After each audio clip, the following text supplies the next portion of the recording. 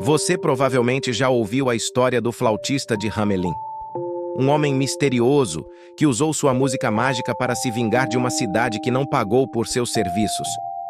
Dizem que ele levou todas as crianças e nunca mais voltou. Mas, e se essa versão for apenas a superfície de algo muito mais sombrio? Documentos antigos, escondidos por séculos, contam outra história. Uma que envolve sacrifícios, cultos pagãos e uma entidade que se alimentava de pureza infantil. Essa é a verdadeira história do flautista de Hamelin. E eu aviso desde já, depois de ouvir isso, você nunca mais confiará numa canção. Hamelin, Alemanha, ano de 1284. A cidade cheirava a pão mofado, madeira úmida e sangue fresco. Os ratos haviam vencido. Eles não corriam mais pelos cantos. Caminhavam entre os humanos como donos do lugar. E os humanos apenas aceitavam. Os grãos apodreciam antes da colheita. As crianças tossiam até sangrar. E os sinos da igreja soavam ocos, como se Deus tivesse ido embora. Até que ele chegou. Ninguém viu a estrada por onde veio. Ele apenas apareceu, como se tivesse brotado da própria terra. Um homem alto, coberto por um manto negro, o rosto oculto por um capuz. Nas mãos, uma flauta de cor escura, opaca, feita de um material que nenhum ferreiro da cidade reconhecia. Ficou parado por horas na praça central, apenas observando. Não falava, não sorria, não respirava, ou parecia não respirar. As pessoas tentavam ignorá-lo, mas seus olhos voltavam para ele como atraídos por uma força invisível. Havia algo errado naquele homem. Algo que fazia até os ratos pararem. Na manhã seguinte, ele subiu num dos muros da cidade e tocou. A melodia não era alegre nem triste, era impossível, como se o som viesse de um lugar onde o mundo ainda não tinha sido criado. Um por um, os ratos começaram a sair, de porões, de estábulos, de debaixo das roupas, de dentro das bocas de cadáveres. A cidade inteira parou. Aos milhares, os ratos se arrastaram pelas ruas até os pés do flautista. E então, com um único gesto, ele desceu do muro. E eles o seguiram. O cortejo marchou em silêncio até o rio Weser. E ali, como em transe, os ratos se jogaram na água. Todos, sem exceção.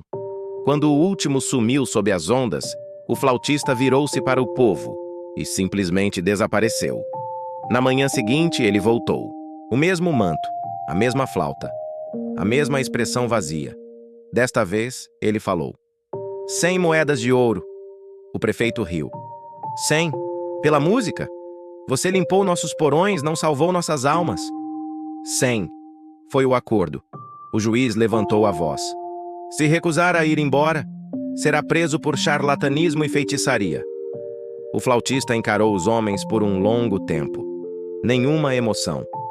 Depois, girou nos calcanhares e desapareceu nas vielas da cidade. Naquela noite, os ratos não voltaram. Mas os sonhos das crianças mudaram. Elas passaram a ouvir uma nova canção, diferente da anterior, mais suave, mais doce. E em seus sonhos, viam um homem sem rosto, os chamando para brincar. 3 noites depois do desaparecimento do flautista, as crianças começaram a falar em línguas que ninguém entendia. No começo eram apenas murmúrios dormindo. Depois, palavras soltas. Mas em poucos dias, as mais jovens começaram a desenhar símbolos estranhos nas paredes das casas, nas tábuas do chão e até nas próprias peles, com carvão, sangue ou até unha. Hans, de apenas 11 anos, era um dos primeiros. Filho de um padeiro viúvo, passava o dia em silêncio, olhando para o nada com os olhos arregalados. À noite, rabiscava páginas inteiras com espirais, runas e imagens de um homem alto segurando uma flauta feita de ossos. Seu pai achava que era trauma ou febre, mas o número de crianças tocadas pela canção só crescia. Ao todo, 27 começaram a apresentar os mesmos sinais: insônia com pesadelos repetitivos, habilidade para desenhar símbolos antigos que nem os padres sabiam identificar, Sorrisos vazios ao ouvir sons agudos, como apitos ou sinos. A cidade entrou em pânico silencioso. O único que percebeu o padrão foi o velho pastor Wilhelm. Homem recluso, estudioso, dizia já ter ouvido sobre músicas que abrem portas entre os mundos. Ele examinou os desenhos de Hans e empalideceu. Isso não é arte infantil. É escrita pré-cristã, usada por cultos proibidos no século IX, símbolos de invocação e passagem. Wilhelm tentou alertar o conselho da cidade, mas riram. O velho pastor, desesperado, começou a vasculhar seus livros antigos em busca de respostas. Noite após noite, ele mergulhava em textos proibidos, grimórios esquecidos e manuscritos que a igreja havia tentado destruir séculos atrás. E quanto mais ele lia, mais seu rosto se contorcia em horror. As crianças não estavam apenas desenhando, estavam sendo preparadas. Wilhelm descobriu menções a uma entidade antiga, um ser que se alimentava da inocência e pureza das almas jovens. Uma criatura que precisava de um portal para entrar em nosso mundo. Um portal feito de carne e osso. O flautista não era um homem. Era um arauto, um servo desse ser primordial. E Hamelin havia sido escolhida como o local do sacrifício. Enquanto isso, as crianças afetadas começaram a se reunir em segredo. À noite, quando todos dormiam, elas se esgueiravam para fora de suas casas e se encontravam nas ruínas de uma antiga igreja pagã nos arredores da cidade. Lá, formavam um círculo e cantavam. Uma melodia estranha que fazia os animais fugirem e as plantas murcharem ao redor. Os adultos, cegos pelo medo e pela negação, fingiam não ver. Fingiam não ouvir os sussurros nas paredes, as risadas sem alegria de seus filhos, o cheiro de podridão que começava a se espalhar pela cidade, mesmo sem nenhum rato à vista. Mas Wilhelm sabia. E ele tentou, uma última vez, convencer as autoridades. "Vocês não entendem", ele gritou na reunião do conselho. "O flautista vai voltar, e quando ele tocar sua música novamente, não serão os ratos que o seguirão, serão nossas crianças." O prefeito, furioso com o que chamou de superstições de um velho louco, ordenou que Wilhelm fosse preso.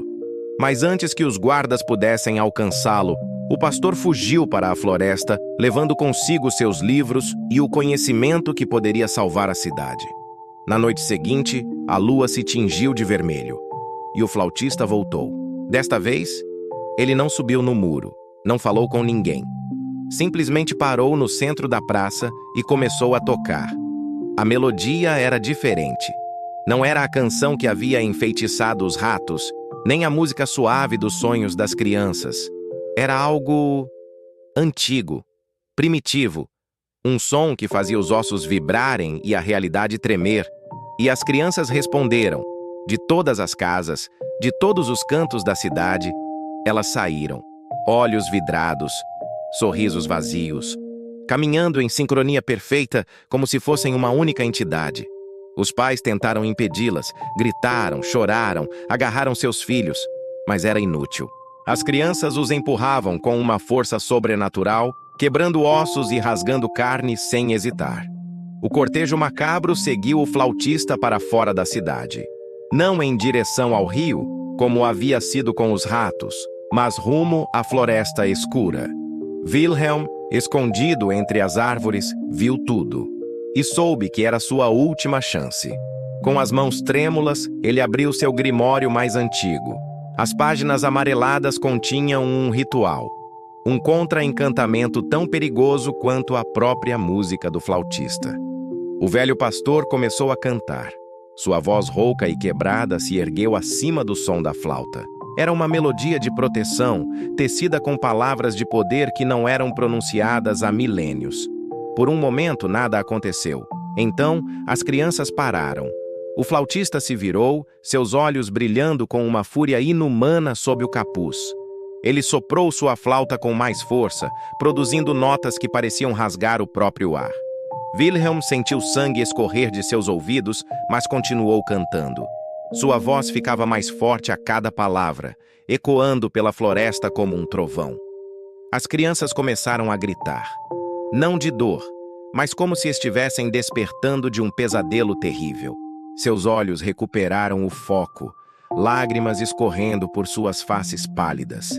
O flautista urrou, um som que não deveria ser possível sair de uma garganta humana. Seu manto começou a se desfazer, revelando não carne, mas sombras e fumaça. Com um último grito de fúria, ele explodiu em uma nuvem de cinzas negras. A flauta caiu no chão, quebrando-se em 1000 pedaços que brilharam por um instante antes de se dissolverem no ar. As crianças, libertas do encantamento, correram de volta para a cidade, para os braços de seus pais atônitos e aliviados. Wilhelm caiu de joelhos, exausto. Ele sabia que havia vencido, mas também que o preço seria alto. O conhecimento que usara para salvar as crianças era proibido por um motivo. Ele podia sentir a escuridão se aproximando, pronta para levá-lo. Mas antes que fechasse os olhos pela última vez, o velho pastor sorriu. Hamelin estava salva. As crianças viveriam, e a verdadeira história do flautista, ele sabia, seria esquecida. Transformada em um conto de fadas, uma lenda para assustar crianças desobedientes. Talvez fosse melhor assim, porque algumas músicas são perigosas demais para serem lembradas.